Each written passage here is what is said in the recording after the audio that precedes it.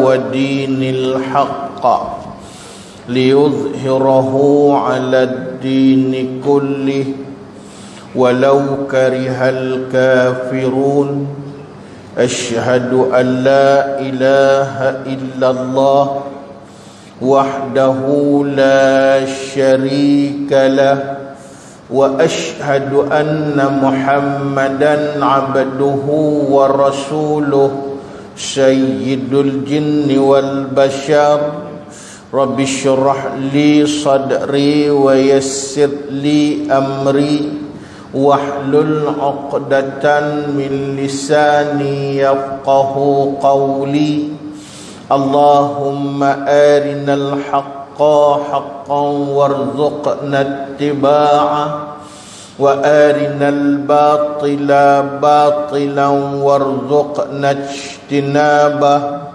قال الله تعالى في القرآن العزيز أعوذ بالله من الشيطان الرجيم الذين يستمعون القول فيتبعون أحسنه أولئك الذين هداهم الله وأولئك هم أولو الألباب صدق الله العظيم.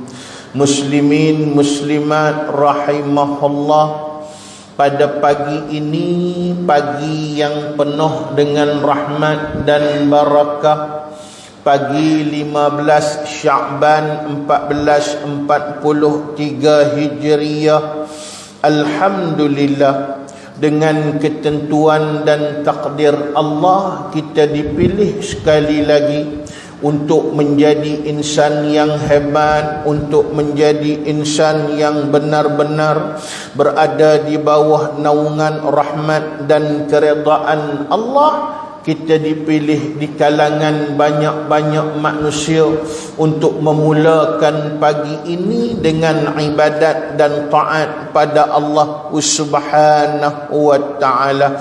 Oleh itu, marilah sama-sama kita mulakan kuliah kita ini dengan sama-sama kita rafakkan kesyukuran yang tak terhingganya kepada Allah di atas limpah kurnia rahmat dan inayahnya, di atas segala pemberian dan nikmat ini. Dan kita harap nikmat dan pemberian ini berterusan sehinggalah kemuncaknya, iaitulah kita mendapat kejayaan hidup di dunia dan akhirat, iaitulah kita dimatikan oleh Allah dalam keadaan iman yang sempurna, seterusnya mendapat syurga jannatun na'im, syurga yang penuh dengan nikmat daripada Allah Subhanahu wa ta'ala.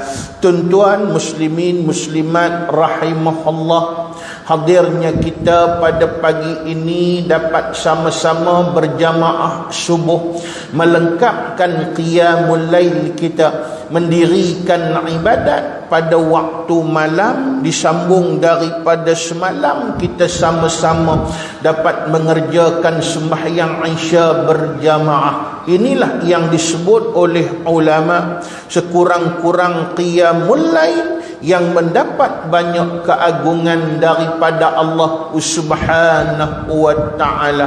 Lebih-lebih lagi, semalam kita berada di antara malam-malam yang penuh dengan ganjaran dan juga kelebihan yang banyak yang dianugerahkan oleh Allah, terutamanya kepada umat Muhammad sallallahu alaihi wasallam. Malam semalam, malam yang dimaksudkan ialah Lailatun min nisfi min Sya'ban, iaitulah malam yang disebut dengan nisfu Sya'ban, malam separuh daripada bulan Sya'ban. Saya teringat kepada sepotong hadis Nabi sallallahu alaihi wasallam yang diriwayatkan oleh Imam Al-Baihaqi, iaitulah disebut an Abi Hurairah radhiyallahu anhu anin Nabi sallallahu alaihi wasallam qala atani Jibril lailatan nisfi min Sya'ban wa qala ya Muhammad, hadhihi lailatun tuftahu fiha abwabus sama wa abwabur rahmah faqum wasal warfa' ra'saka wa yadayka ila sama atau kama qala sadaqa Rasulullah sallallahu alaihi wasallam. Iaitulah hadis ini bermaksud an Abi Hurairah radhiyallahu anhu, daripada Abu Hurairah radhiyallahu anhu, anin Nabi sallallahu alaihi wasallam qala, daripada Nabi sallallahu alaihi wasallam ia bersabda, atani Jibril, satu hari datanglah Jibril kepadaku, lailatan nisfi min Sya'ban, pada malam nisfu Sya'ban. Salah satu disebut oleh Nabi, satu ketika malam nisfu Sya'ban Nabi didatangi oleh Jibril alaihi salatu wassalam. Untuk apa Jibril datang pada Nabi sallallahu alaihi wasallam? Tentulah mengajar sesuatu ataupun memberi sesuatu maklumat pada Nabi sallallahu alaihi wasallam. Kerana antara sifat utama Nabi sallallahu alaihi wasallam selain menjadi muallim, iaitulah orang yang mengajar sesuatu, maka Nabi juga disebut sebagai iaitulah muta'allim, orang yang belajar sesuatu. Nabi belajar daripada siapa? Nabi belajar daripada Jibril alaihi salatu wassalam. Jadi kita pun kena ikut Nabi sallallahu alaihi wasallam. Kita kalau boleh jadi muallim, kalau tak boleh jadi muallim, jadi muta'alim. Dan jangan kita luar daripada dua golongan ini. Kerana kata Sayyidina Ali karamallahu wajhah, manusia yang mempunyai derajat dan kedudukan di sisi Allah, iaitulah salah satu daripada dua golongan ini, iaitulah sama ada muallim ataupun muta'alim. Lain daripada dua golongan ini, iaitulah orang yang tidak ada derajat di sisi Allah Subhanahu wa ta'ala.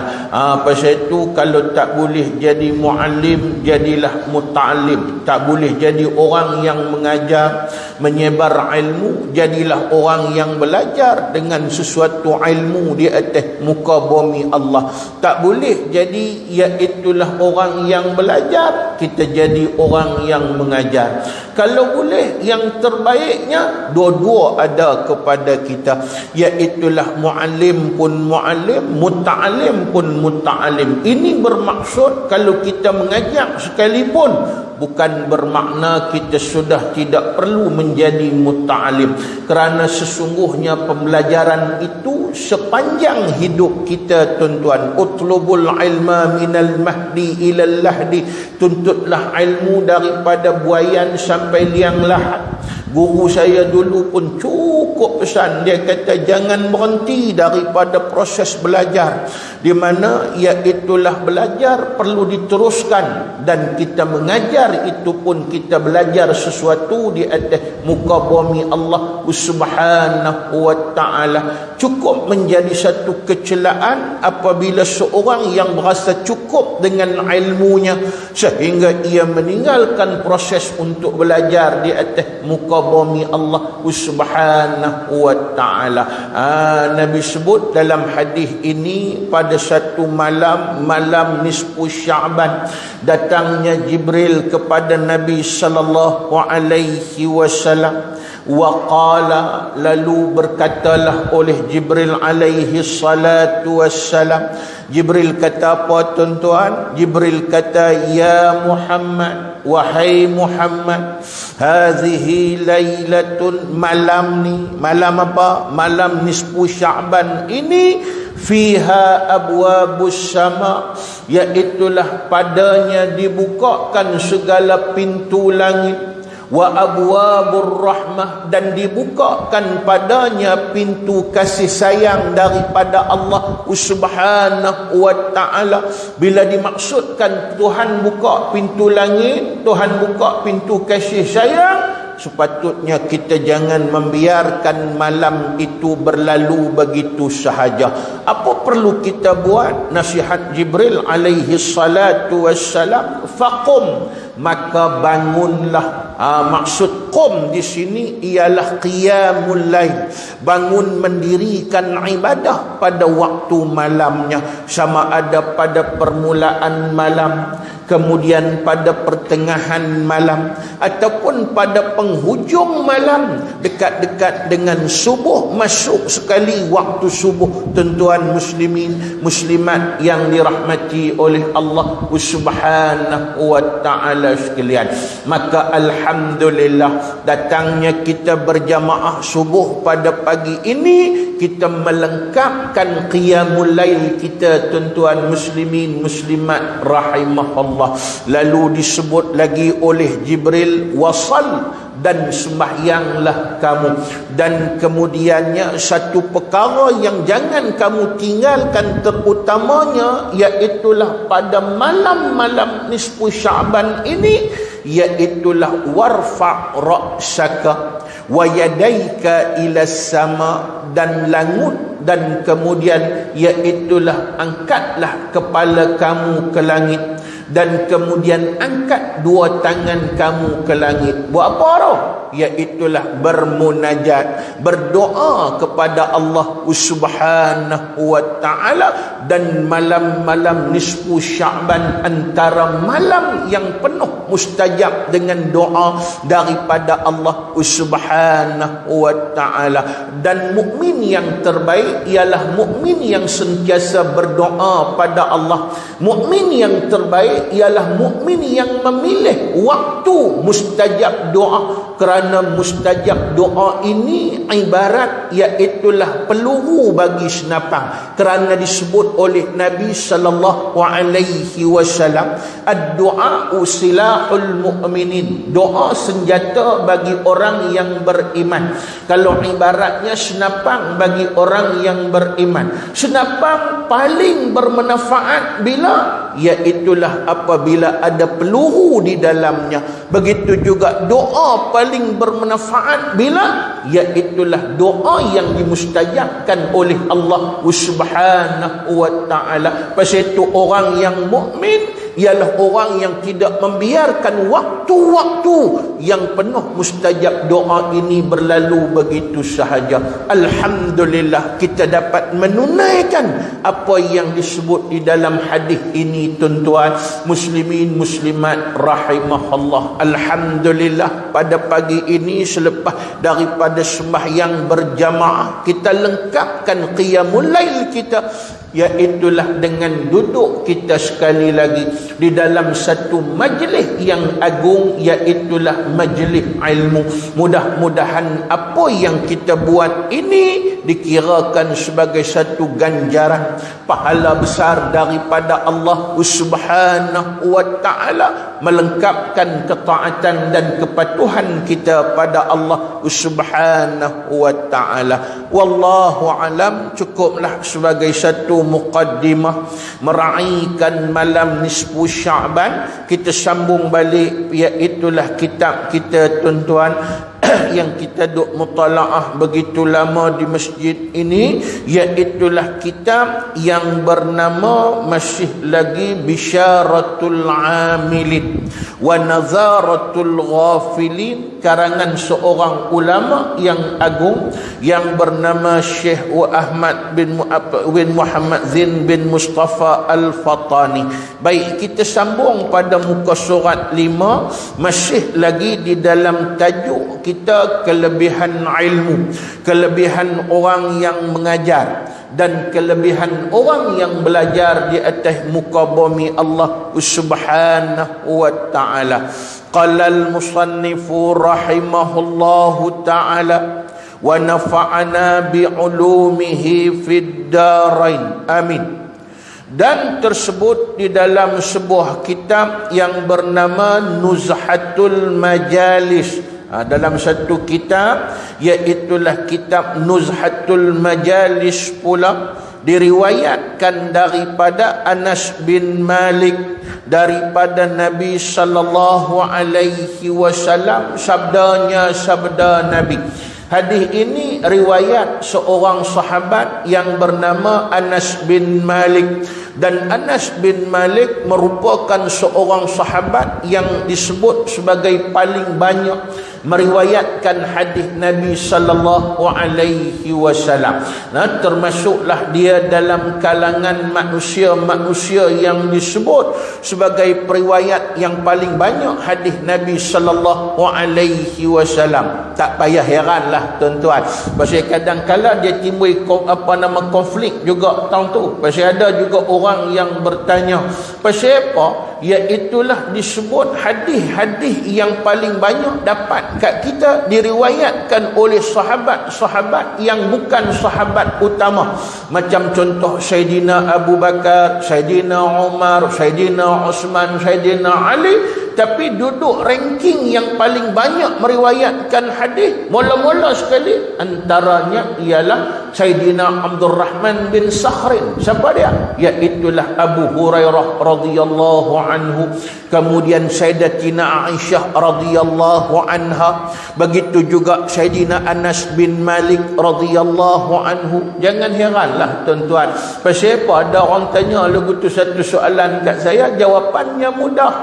Nah, bila kita sebut hadis Nabi sallallahu alaihi wasallam ialah segala pengakuan Nabi sallallahu alaihi wasallam, segala percakapan Nabi sallallahu alaihi wasallam, segala tingkah laku Nabi sallallahu alaihi wasallam, itulah yang disebut sebagai hadis. Dia tak semestinya hanya perkataan. Bila sebut hadis, maknanya segala apa yang melibatkan Nabi sallallahu alaihi wasallam sampai kepada pengakuan Nabi sallallahu alaihi wasallam. Jadi siapa yang paling mudah untuk meriwayatkan hadis Nabi? Tentulah orang yang paling dekat dengan Nabi sallallahu alaihi wasallam, orang yang bersama dengan Nabi sepanjang hidup dia. Dan juga iaitulah kalau sehari itu daripada pagi sampai iaitulah malam, dia paling banyak bermuamalah dengan Nabi sallallahu alaihi wasallam. Jadi kalau kita tengok insan-insan yang kita sebut tadi, contoh Abu Hurairah radhiyallahu anhu. Abu Hurairah ini ialah salah seorang ahlus suffah. Siapa dia ahlus suffah? Iaitulah satu golongan manusia yang duduk di beranda masjid Nabi sallallahu alaihi wasallam, yang mereka ni tak buat kerja apa dan sebagainya, mereka sentiasa berdamping dengan Nabi sallallahu alaihi wasallam. Jadi tentulah masa mereka banyak bersama-sama dengan Nabi sallallahu alaihi wasallam. Begitu juga Sayyidatina Aisyah radhiyallahu anha, ia merupakan isteri Nabi. Tentulah paling banyak masa dia bersama dengan Nabi sallallahu alaihi wasallam. Sama juga dengan iaitulah periwayat hadis yang kita nak baca pada pagi ini tuan-tuan, iaitulah Sayyidina Anas bin Malik. Siapa dia Anas bin Malik? Khadamar Rasul sallallahu alaihi wasallam, salah seorang khadam bagi Nabi sallallahu alaihi wasallam. Bila sebut khadam, dialah yang berkhidmat pada Nabi, dialah yang menyediakan segala keperluan Nabi sallallahu alaihi wasallam. Malah kata Anas bin Malik, aku pernah menjadi khadam bagi Nabi, iaitulah selama 10 tahun sehinggalah Nabi diwafatkan oleh Allah Subhanahu wa ta'ala. Jadi nak heran apa kalau banyak? Iaitulah bahawa sesungguhnya hadis datang daripada orang-orang yang disebutkan tadi. Baik. Diriwayatkan daripada Anas bin Malik radhiyallahu anhu daripada Nabi sallallahu alaihi wasallam sabdanya, bahawasanya bagi Allah Subhanahu wa ta'ala iaitulah ada satu Madinah. Apa dia Madinah? Satu bandar di bawah arash daripada kasturi yang sangat harum. Di atas pintunya, pintu bandar itu adanya satu malaikat yang menyeru ia malaikat setiap hari. Maksudnya iaitulah kita bukan nak boleh gambar benda ni. Benda ni disebut oleh ulama berdasarkan hadis Nabi sallallahu alaihi wasallam untuk menunjukkan keagungan. Itu persoalan dia. Pasal itu diibaratkan iaitulah di Arash, di bawah Arash itu ada satu Madinah, iaitulah satu pekan ataupun satu bandar. Bila sebut satu bandar ni maknanya satu tempat yang cukup besar, satu tempat yang cukup luas, dan di pintu bandar itu adanya satu malaikat yang ia sentiasa menyeru dan menyebut setiap hari.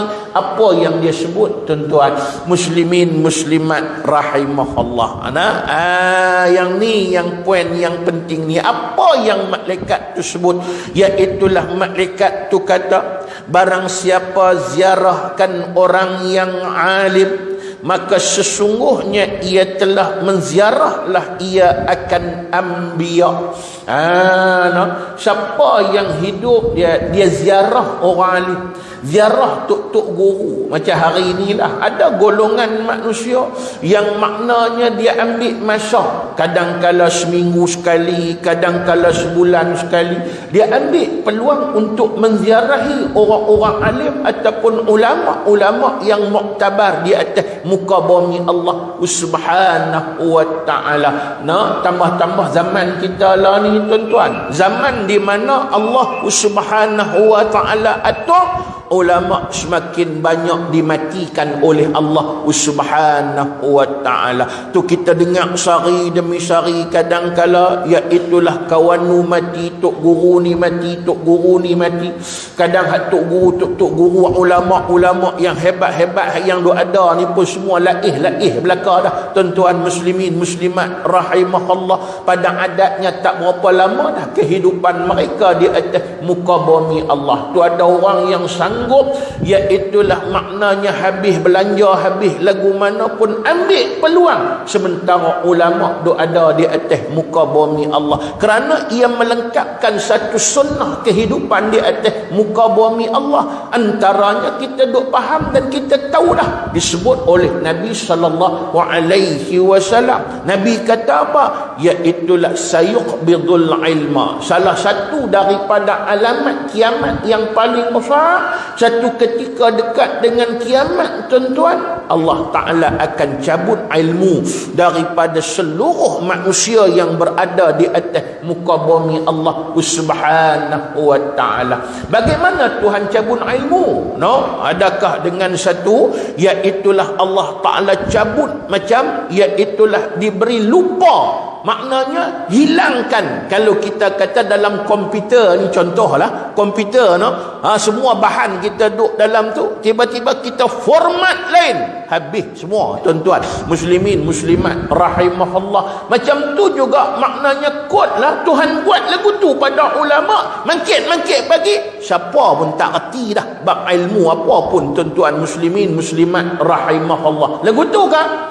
Ataupun contohnya, iaitulah kita ada kitab, tak apa, kita ada kitab, boleh rujuk pada kitab, mangkit bagi tengok kitab, semua jadi kertas, hilang habis dakwat-dakwat di situ dan sebagainya. Lagu tu kan Tuhan buat? Tak. Walaupun Tuhan boleh buat macam tu, tuan-tuan muslimin muslimat rahimahullah, tapi begitu bukan cara Tuhan cabut ilmu di akhir zaman, tuan-tuan muslimin muslimat rahimahullah. Lagu mana Tuhan cabut ilmu? Iaitulah satunya disebut terang dalam hadis Nabi sallallahu alaihi wasallam, biqabdil ulama, dengan dimatikan ulama, dimatikan tok-tok guru, tuan-tuan muslimin muslimat rahimahullah. Ada orang kata tak apa, tok guru mati pun tak apa. Pasal apa? Yang patah tumbuh, yang hilang berganti. Hak patah, kalau kata hak patah boleh tumbuh lain. Lepas tu kalau kata hak hilang boleh berganti. Bab ulama tak sama, tuan-tuan muslimin muslimat rahimahullah. Walaupun iaitulah maknanya patah tumbuh, boleh tumbuh hak yang patah tadi, tapi hak tumbuh tak sama dah dengan hak patah. Begitu juga yang berganti tak sama dah dengan yang hilang. Tuan-tuan muslimin muslimat rahimahullah. Pasal itu dalam satu kitab seorang ulama besar Fatani, Tok Syekh Abdul Rahman Puyuh, dia tulis satu kitab, tuan-tuan muslimin muslimat rahimahullah. Disebut dalam tu tuan-tuan, kata Tok Guru ni untuk kita ambil i'tibar. Sebab itulah kita bila tok guru mati, kita kena anggap itu satu bala yang paling besar di atas muka bumi Allah, mengatasi bencana-bencana yang lain. Nak bagi tuan-tuan muslimin muslimat rahimahullah. Sebab Sayyidina Ali sebut dalam satu kata-kata dia kata, iaitulah bila matinya seorang alim, matinya seorang ulama, akan berlakulah keretakan di dalam Islam yang tak dapat ditampung lagi oleh mana-mana pihak di atas muka bumi Allah Subhanahu wa ta'ala. Tuan-tuan muslimin muslimat yang dirahmati oleh Allah, pasal itu kita rasa kesan dia tuan-tuan. Contoh, kalau orang yang banyak mendalami ilmu di atas muka bumi Allah, benar macam disebut oleh Nabi SAW, antaranya yang Nabi sebut lagi, iaitulah antara ilmu yang mula-mula yang Tuhan akan cabut di atas muka bumi. Makna apa? Maknanya iaitulah ilmu mula-mula yang akan mengalami kurangnya ulama-ulama yang menguasainya, iaitulah satu, nama dia ilmu faraid. Iaitulah ilmu iaitulah ilmu pembahagian harta pusaka selepas kematian seseorang. Ini antara ilmu pertama yang Tuhan akan cabut di atas muka bumi Allah. Dan yang keduanya iaitulah ilmu falak ataupun ilmu astronomi Islam. Tuan-tuan muslimin muslimat rahimahullah.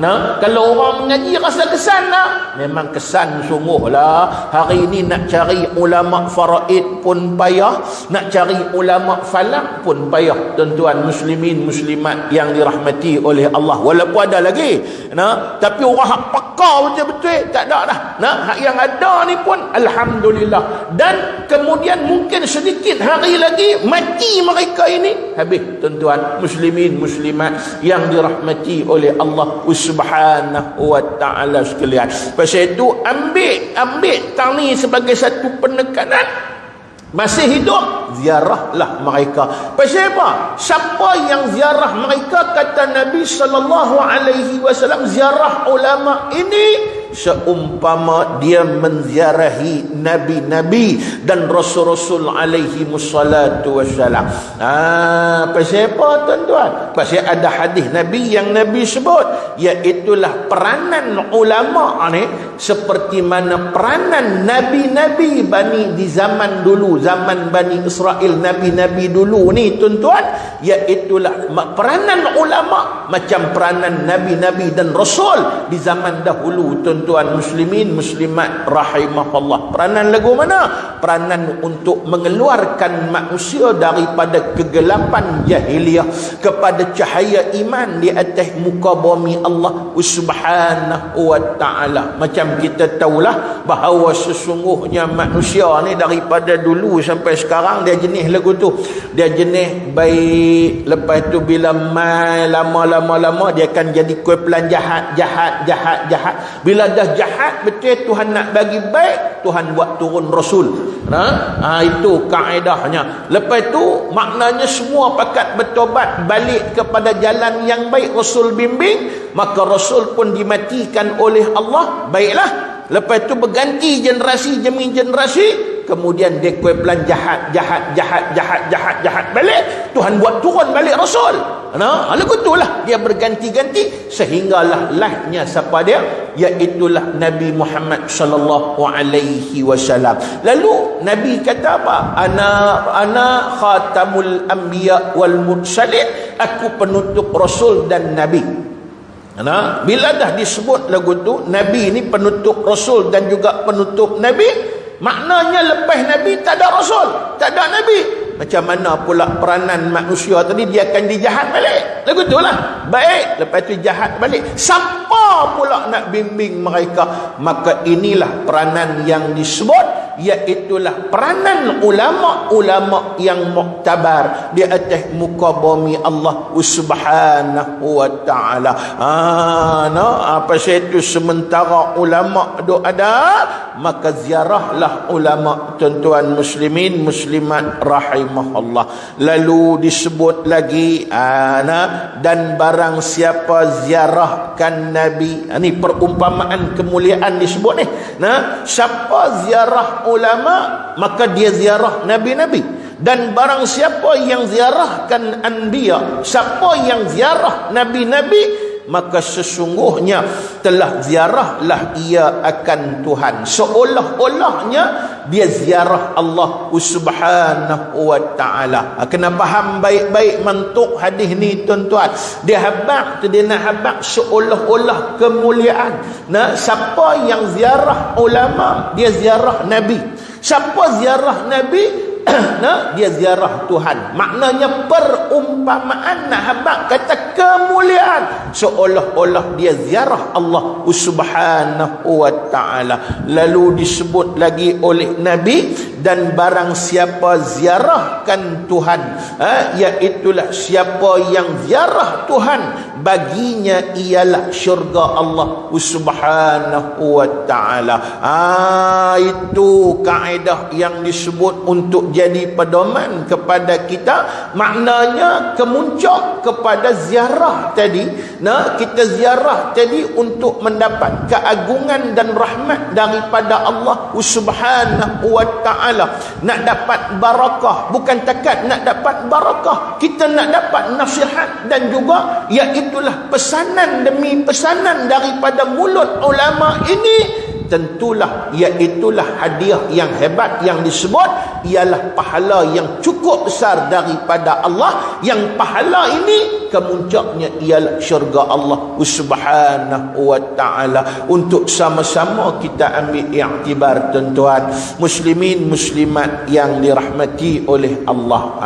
Pasal itu kalau ada peluang, ada masa, lepas tu iaitulah masih lagi ulama-ulama yang banyak yang berketebaran di seluruh, kita kata pelosok Malaysia ni, tuan-tuan, cari jalan untuk kita ambil peluang, ziarahlah mereka untuk sama-sama kita jadikan pedoman di atas muka bumi Allah Subhanahu wa ta'ala.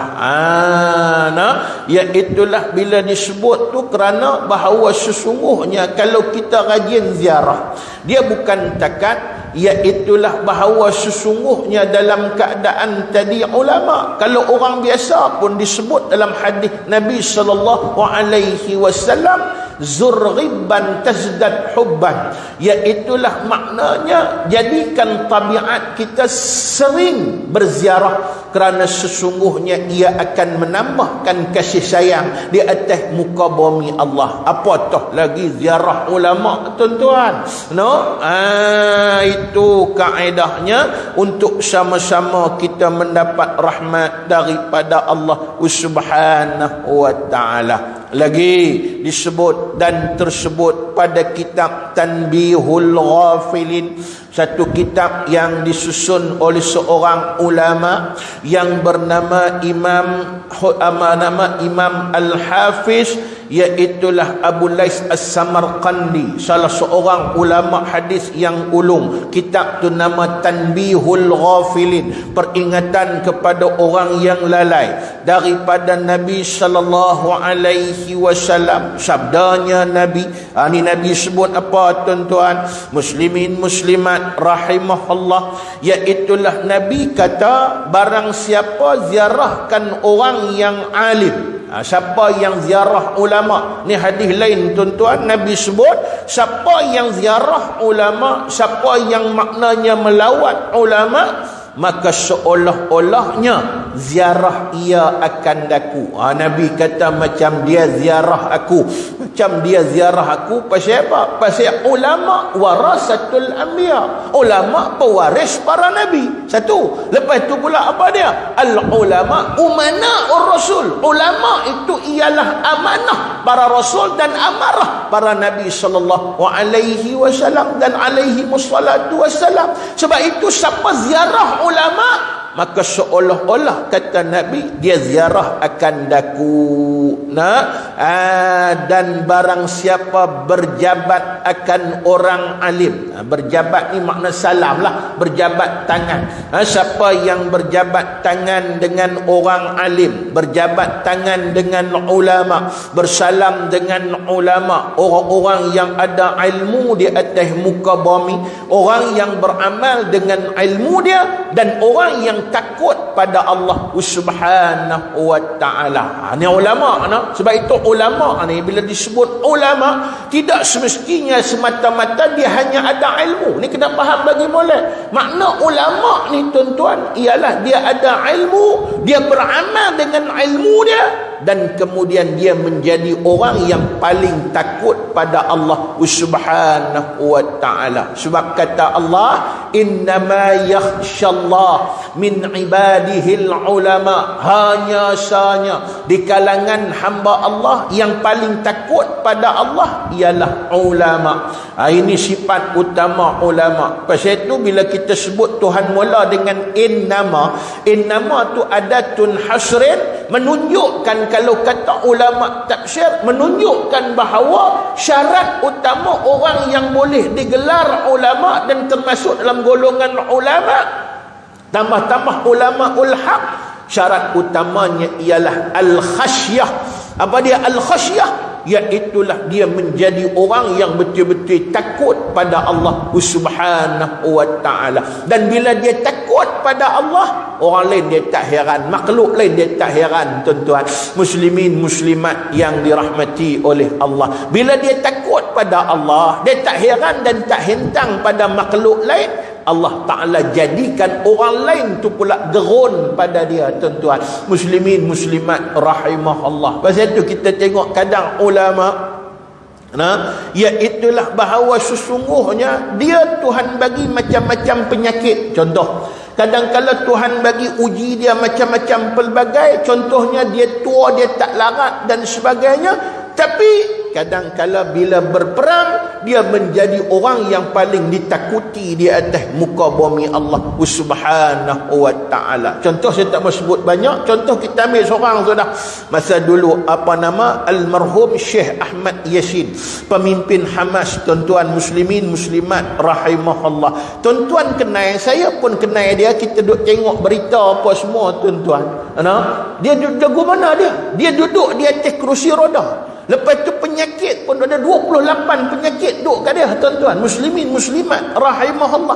Tapi iaitulah batang tubuh ini paling ditakuti oleh Yahudi dan juga iaitulah Israel laknatullah, tuan-tuan muslimin muslimat rahimahullah. Paling ditakuti oleh Yahudi, tuan-tuan. Sampai satu peringkat mereka cari jalan untuk bunuh dia. Akhirnya berjaya bunuh dia dengan bom yang dilancarkan daripada tempat yang jauh, tuan-tuan muslimin muslimat rahimahullah. Nak takut buat apa? Kawan pun tak apa nampak. Lepas tu duduk atas kerusi roda, 28 penyakit duk ada kat dia, tuan-tuan. Pasal apa? Pasal antaranya iaitulah dia menjadi orang yang paling takut pada Allah. Bila dia jadi orang yang paling takut pada Allah, Allah Ta'ala jadikan orang lain gerun pada dia, tuan-tuan muslimin muslimat yang dirahmati oleh Allah. Saya teringat kata-kata yang disebut oleh seorang ulama yang bernama Thabit Al-Bunani. Dia pernah sebut satu kalimah. Dia kata, apabila seseorang itu dia menjadi takut pada Allah, maka Tuhan akan jadikan orang lain takut pada dia. Tapi kalau sekiranya orang tu tak takut pada Allah, Allah Ta'ala akan cabut kegerunan orang lain pada dia, tuan-tuan muslimin muslimat rahimahullah. Pasal itu kalau kita tengok, ini pesanan daripada Nabi sallallahu alaihi wasallam. Iaitulah Nabi kata apa? Nabi kata manizdada ilman walam yazdad khasyah lam yazdad minallahi illa bu'dah. Siapa yang tambah ilmu dia tambah, tapi dalam hidup dia ilmu dia bertambah, tapi maknanya takut dia tak bertambah pada Allah, dia bukan menjadi semakin dekat dengan Allah, malah dia menjadi semakin jauh daripada Allah Subhanahu wa ta'ala. Pasal itu ulama letak syarat, ulama yang benar-benar mendapat keredaan Allah, iaitulah ulama yang takut pada Allah. Pasal itu kita nak ziarah ulama macam ni lah, sebab mereka menjadi pewaris para Nabi sallallahu alaihi wasallam. Kita nak bersalam pun, inilah ulama yang paling utama untuk kita salam, tuan-tuan muslimin muslimat rahimahullah. Nah, baik. Dan barang siapa sekedudukan akan orang yang alim, maka seolah-olahnya sekedudukan ia akan daku. Apa maksud sekedudukan? Maksudnya kita duduk satu tempat dalam majlis. Contoh, majlis tu ulama pun ada. Tu maksud dia. Kenuri ke ataupun apa-apa perhimpunan ke. Maknanya bila kita duduk dalam satu-satu perhimpunan tadi, ulama ada, majlis tu mendapat barakah. Maka macam mana kita duduk tadi, seolah-olah kita duduk dalam majlis yang adanya Rasul sallallahu alaihi wasallam. Itu perumpamaan Nahabak kata kemuliaan majlis yang ada ulama. Pasal itu kalau orang dulu-dulu tuan-tuan nak bagi berkat satu-satu majlis, maknanya mereka cari tok-tok guru alim ulama bagi duduk dalam majlis tadi. Saya teringat orang tua saya duduk cerita, orang tua saya duduk cerita dulu, kalau belah tempat saya lah, kalau kenuri ke apa-apa, pasti sungguh-sungguh orang kampung ni mereka akan cari kereta, cari apa, pergi cari tok-tok guru keliling kampung saya ni. Biasalah masa tu tok-tok guru berlama pondok, iaitulah Masriyah pun ada Syekh Mak Saleh Masri, lepas tu mai di Kubang Ulu pun ada tok guru, ada pondok Tanu, ada pondok apa nama Padang Lalang pun ada pondok dan sebagainya, tok-tok guru saja. Bagi orang panggil apa, iaitu buat keluar biaya cari tok-tok guru ni. Buat apa? Panggil untuk mai makan kenuri, jemput mereka, bawa kereta mai duduk dalam majlis. Buat apa? Salah satu tujuannya nak bagi berkat majlis tu, tuan-tuan muslimin muslimat rahimahullah. Pasal apa? Pasal mereka beramal dengan apa yang disebut dalam hadis Nabi ni. Siapa yang sekedudukan dengan ulama, kata Nabi, macam ia sekedudukan denganku. Dan barang siapa kedudukan akan daku dalam dunia, nescaya didudukkan dia oleh Allah pada hari kiamat dalam syurga. Kata Nabi, ini dia punya conclusion dia, kesudahan dia. Siapa yang boleh duduk sama denganku dalam dunia, akhirat besok dia akan duduk sekali dalamku dalam syurga. Itu hakikat Nahabak kata kemuliaan apabila kita berada dalam majlis yang mana majlis tu ada ulama, tuan-tuan muslimin muslimat rahimahullah. Dan ingat hadis ini hadis yang berbentuk fadilat. Dia nak bagi kita gemak, bagi ada satu kekuatan, kita rasa satu kelebihan untuk dapat pedoman di atas muka bumi Allah. Beramallah tuan-tuan dengan hadis ini, insya-Allah kita dirahmati oleh Allah Subhanahu wa taala. Jadi habislah tajuk kita, kelebihan ilmu, kelebihan ulama dan kelebihan orang yang iaitulah belajar, tuan-tuan. Jadi last sekali tok guru berdoa dalam tajuk ni. Apa doa dia? Allahumma waffaqna lil ilmi wal amalu bihi, amin ya rabbal alamin. Ni kata tok guru saya lah. Ini antara kelebihan kitab-kitab lama. Pasal apa? Pasal dia buat apa pun tok guru, maka dia akan tutup dengan apa? Iaitulah dengan doa.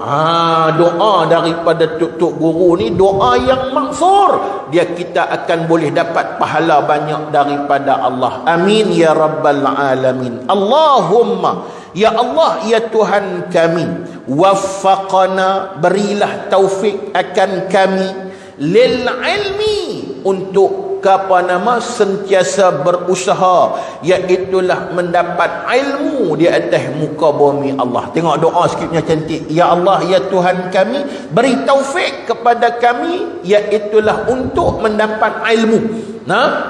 Siapa disebut beri taufik? Allahumma waffaqana, kerana iaitulah kemuncak daripada hidayah ialah taufik. Baik tu hidayah lain, taufik lain. Bila sebut hidayah itu petunjuk. Taufik ialah harakatul qalbi li taatillah, kekuatan hati, gerakan hati untuk taat pada Allah.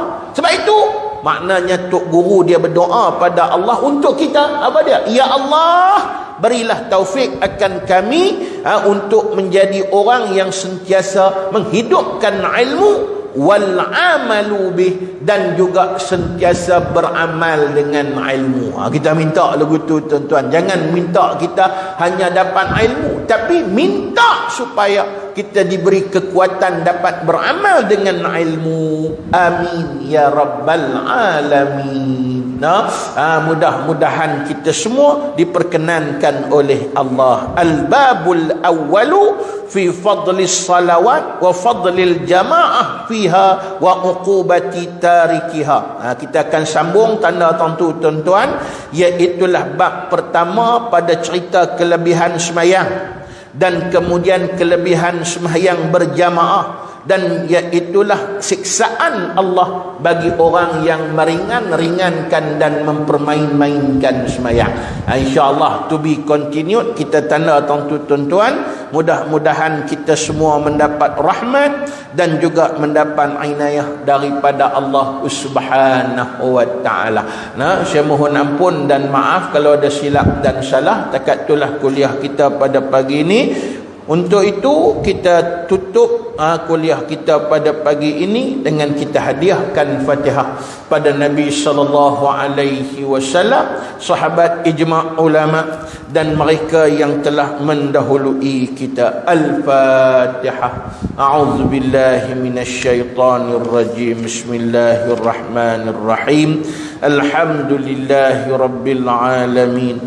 الرحمن الرحيم مالك يوم الدين إياك نعبد وإياك نستعين اهدنا الصراط المستقيم صراط الذين أنعمت عليهم غير المغضوب عليهم ولا الضالين. أعوذ بالله من الشيطان الرجيم. بسم الله الرحمن الرحيم. الحمد لله رب العالمين حمدا يوافي نعمه ويكافئ مزيده. يا ربنا لك الحمد كما ينبغي لجلال وجهك وعظيم سلطانك. اللهم زدنا علما وفقهنا في الدين وعلمنا التأويل. يا مقلب القلوب ثبت قلوبنا على دينك وعلى طاعتك وعلى مغفرتك. ربنا آتنا في الدنيا حسنة وفي الآخرة حسنة وقنا عذاب النار. اللهم اجعل جمعنا هذا جمعا مرحوما وتفرقنا من بعده تفرقا معصوما. اللهم طهر قلوبنا من النفاق وأعمالنا من الرياء وألسنتنا من الكذب وأعيننا من الخيانة وأموالنا من الربا. وصلى الله وسلم عليه والحمد لله رب العالمين. السلام عليكم ورحمة الله وبركاته.